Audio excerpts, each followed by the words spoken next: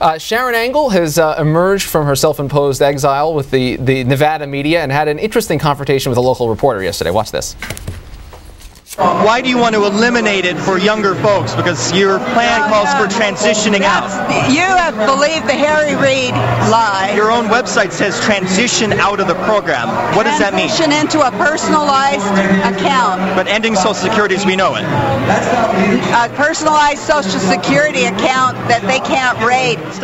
Now, this must have been that media training that she got. Yeah. And then what you didn't see after that is then the same reporter is trying to get an answer about her statement that we may need Second Amendment solutions if we don't do well in this election, and she refuses to answer. And he keeps asking the question into the parking lot, into the. We'll put the link online. It's great stuff. Yeah, I mean it's good stuff. But now it is time for Post Politics, and we are joined by Perry Bacon of the Washington Post.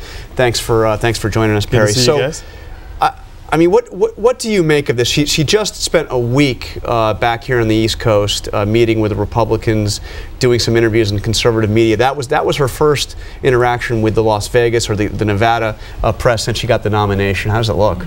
Not looking so good. The thing that was striking was this is not some shocking new policies she has. President Bush talked about this for a year functionally. I mean, I can't figure out why she can't answer basic questions. She seemed confused about an issue, so things are not looking good. And it's interesting to see her. She's at this Social Security view that Rand Paul also has a few of the winners in these primaries are very conservative people who have taken a position that's going to be difficult to defend, and you saw an example of that there as well.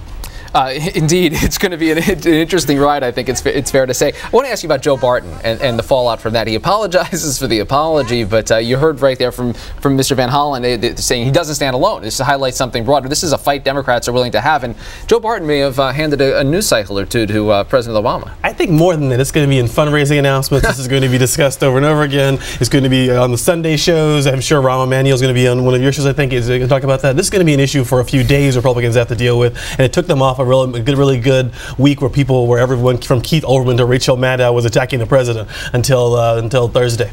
Are they giving serious consideration to stripping him of that ranking status on the Energy and Commerce Committee anyway? What I have heard is that if they won the majority back, they would not make him chairman. It's not really likely he would be chairman. But why take the hits now? I mean, why not make that clear now? Because right now you have Van Hollen. I mean, they're going to be saying this is the future, Energy and Commerce. This is going to be the guy that's the chairman in charge of energy policy.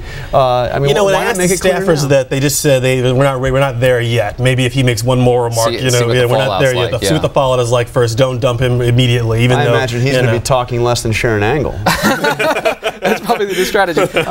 Harry, I want to get you on what we're hearing out of the White House, because I'm really struck by this dynamic. The president out there talking about we need more stimulus, and the stimulus itself is working, but no appetite for this. They tried again last night in the Senate to pass unemployment benefits and the doc fix. They can't do it. They can't get 60 votes for just about anything that smells like new spending right now.